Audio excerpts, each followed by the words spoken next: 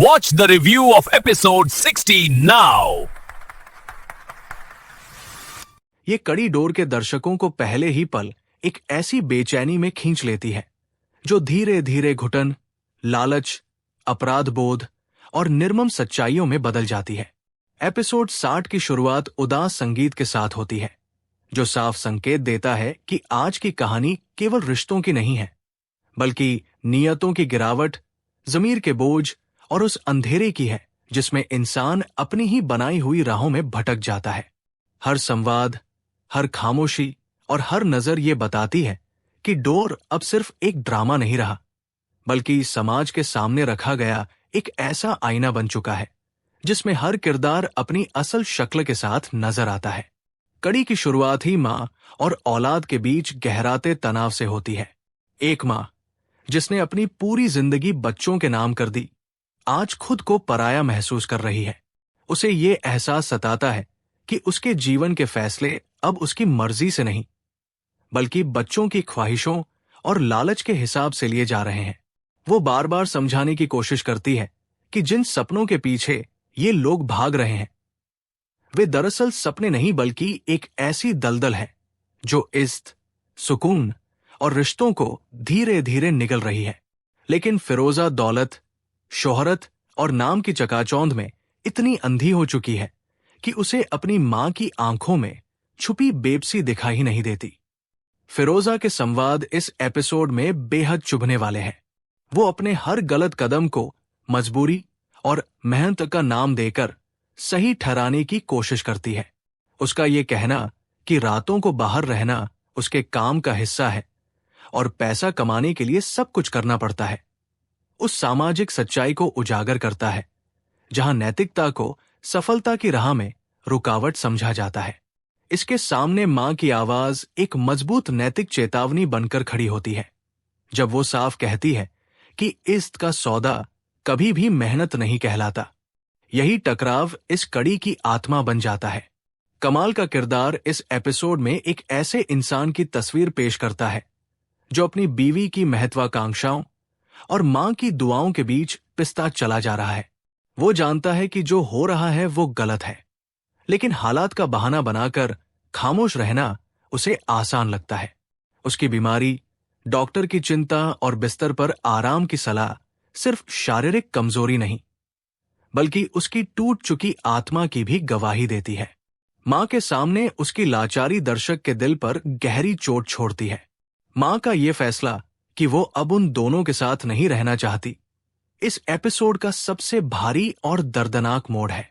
ये फैसला गुस्से का नहीं, बल्कि बरसों की निराशा का नतीजा है। वो ये मान लेती है कि शायद अल्लाह ने उसे ये सब दिखाने के लिए ही यहां भेजा था। उसका चुपचाप चले जाने का इरादा उस सच्चाई की ओर इशारा करता है जहां माएं औलाद की खातिर सब कुछ सहती रहती है।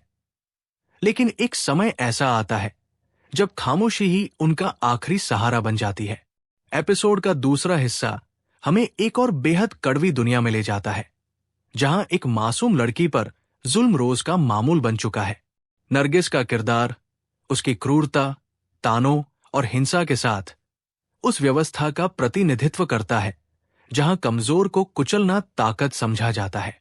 जला हुआ हाथ, टूटे हुए बर्तन और अपमानजनक शब्द दर्शक को भीतर तक हिला देते हैं।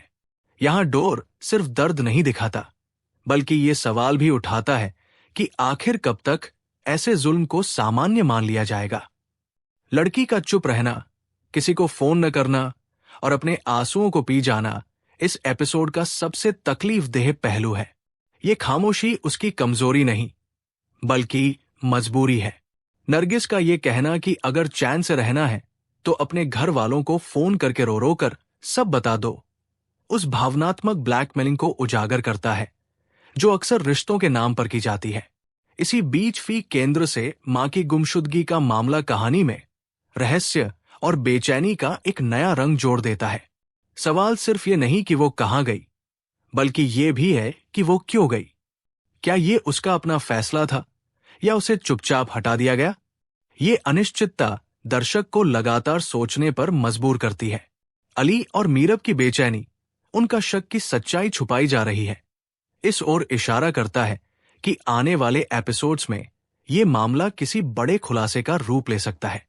किरमानी का किरदार इस कड़ी में अपनी पूरी कठोरता के साथ सामने आता है। औरतों के बारे में उसके विचार, वफादारी और इज्जत के नाम पर दी जाने वाली धमकियां उस जहरीली सोच को उजागर करती है जो खुद को सही और दूसरों को अपराधी मानती है।